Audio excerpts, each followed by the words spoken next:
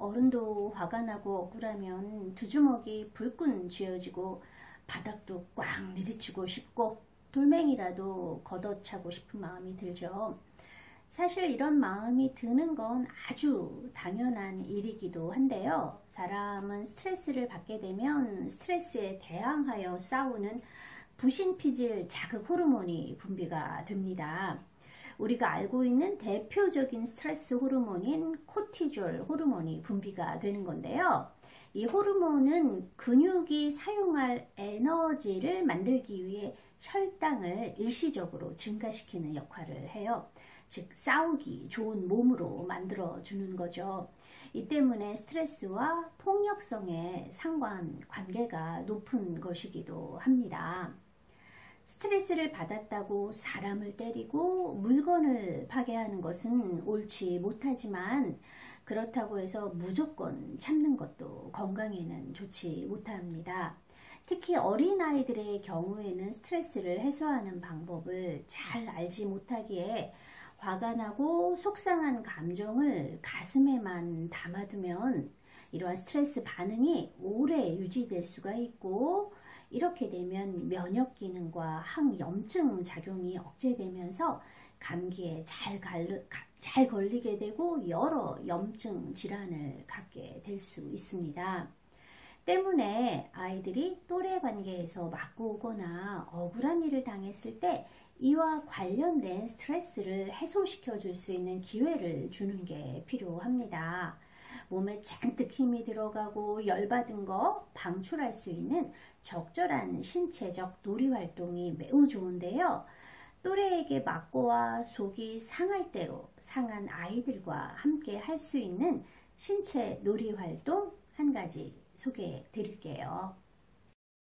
먼저 준비물로는 다양한 크기의 택배 상자가 있습니다. 아이의 신체 사이즈를 고려하셔서 너무 큰 대형 박스 말고 벽돌 크기부터 이보다 약간 더 큰 상자들을 모아 준비해 주세요. 개인적으로는 슈즈 박스 크기가 제일 좋은 것 같더라고요. 아이와 앞서 맞고 오는 아이 1, 2편에서 다루었던 식으로 속상한 마음을 공감해 주시고 어떻게 하면 좋을지에 대해 이야기 나눠보신 후 그건 그거고 본격적으로 속상한 마음을 해소하는 시간을 가져보자고 말하시면 됩니다. 아유, 그때 화가 나서 그 녀석 때려주고 싶었지만 때리는 건 나쁜 거니까 네가 때리지 않은 건 참 잘한 일이야. 하지만 그렇다고 해서 무조건 참기만 할 필요는 또 없어.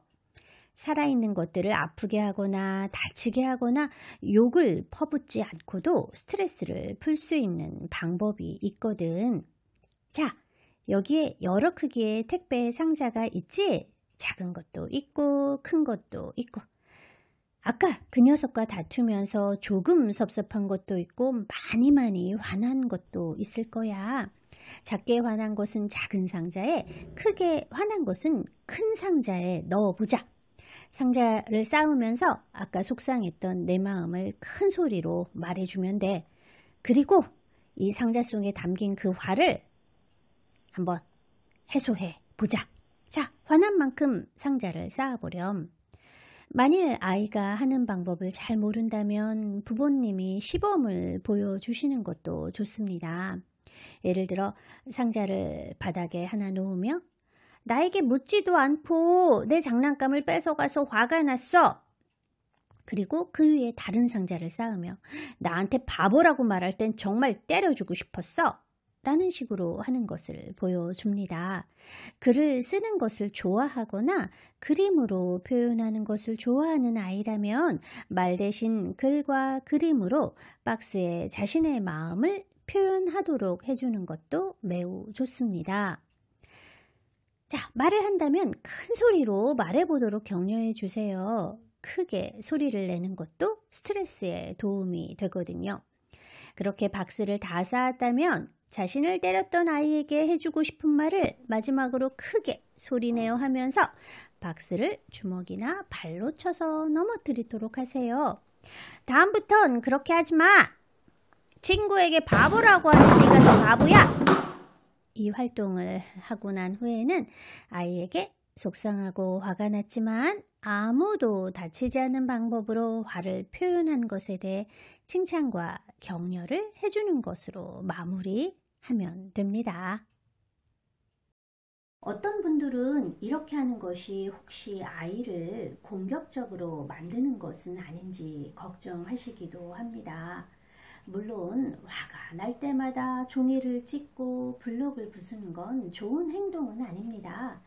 하지만 아직 어린 아이들이 스트레스에서 파생된 이러한 생리적 반응들을 전혀 배출해 내지 못할 때 더 큰 문제가 생길 수 있기 때문에 어느 정도는 스트레스를 해소할 채널을 만들어 주는 것은 필요합니다.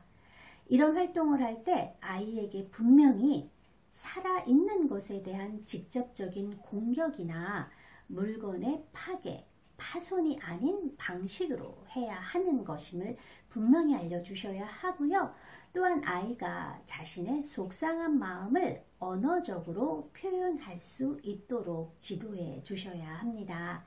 이렇게 할 때 아이는 사회적으로 수용 가능한 범위 내에서 자신의 스트레스를 표출할 수 있는 법을 배우게 될 것입니다.